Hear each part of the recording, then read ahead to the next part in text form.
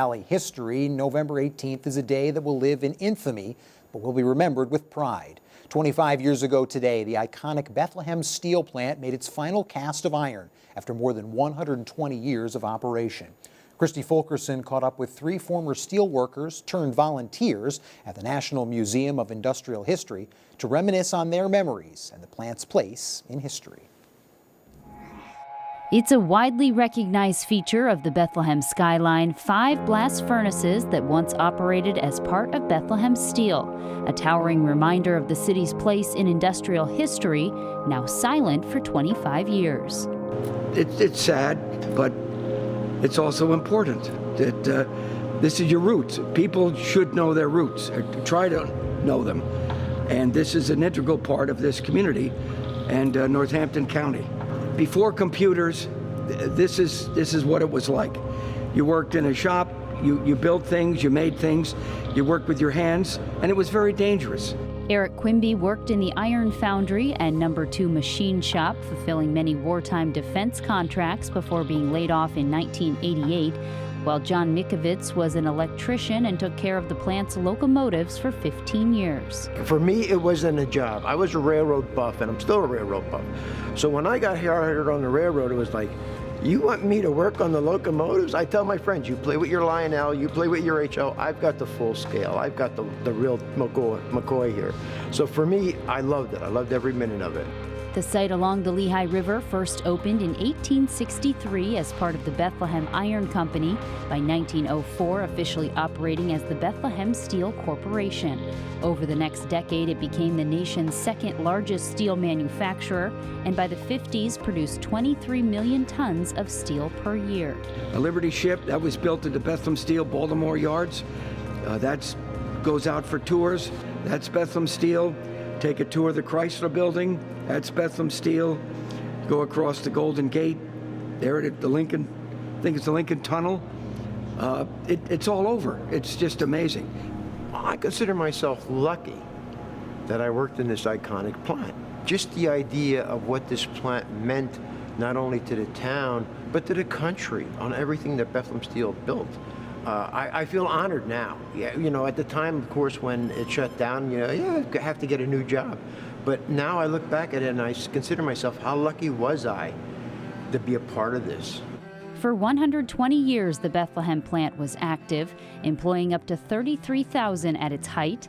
The 200-plus foot tall blast furnaces producing up to 3,000 tons of iron per day, up until the final firing on November 18, 1995, known as the last cast. When you take metal out of the blast furnace, it's called casting the furnace. So the cast is the metal coming out. So the last cast is opening up that blast furnace with a great big drill.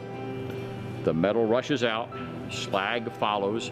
It's collected in cars. The metal iron runs into what we call a submarine car or a bottle car for transport to the steelmaking shop. The slag runs into what we call cinder pots, which are big pots on a railroad car. Don Young spent 56 years working for Bethlehem Steel, rising to general foreman of the specialty melt shop, and was the self-proclaimed plant historian, recalling this day in 1995 when Furnace 3 emptied for the last time and the steelmaking process ceased in Bethlehem. The place was crowded, far crowded than the safety officer would have wanted it on a blast furnace cast floor, because the guys all throughout the plant, even though they knew this last day was coming, they marched to it with their heads held high, and everybody did their job and made sure the place ran to the last day and shut down without incident.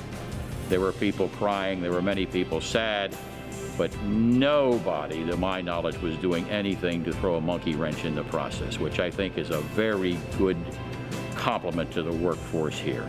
The 25th anniversary is obviously a pretty big milestone. For an event that changed this town forever. The town was really built up after the Moravians industrially because of Bethlehem Steel, and a lot of the fabric of the community and the way that it's built today is still because of that company. So much has been done to preserve the rich history of Bethlehem steel here on the south side of Bethlehem, including this expanded area at the museum where you can enjoy a hands-on experience, actually operate and ride on this original 1941 Whitcomb locomotive that was used originally to transport scrap metal to and from the electric furnace shop. You can go and look at something, you can look at the steel stacks, but unless you have some knowledge of how it worked or what it did, it's kind of lost on you what these artifacts or machines or whatever were doing. So to be able to hop inside that cab, take the controls and actually run a piece of machinery that was integral to what happened here at the plant, it's fun, but again, it's gonna introduce new generations to what happened here and why what was done here was so important. This is awesome. This is awesome. All this could have been bulldozed down. This could have been another mall, could have been condos, could have been warehouses and everything else. And here it is. It's a virtual history tour.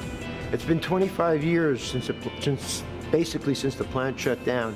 And there's an entire generation that's grown up that has not seen this, of not driving on 3rd Street and seeing the blue flame coming out, the excess gas being burned off the blast furnaces, or when they would dump the slag on the east end of the plant, seeing that guy get nice bright red.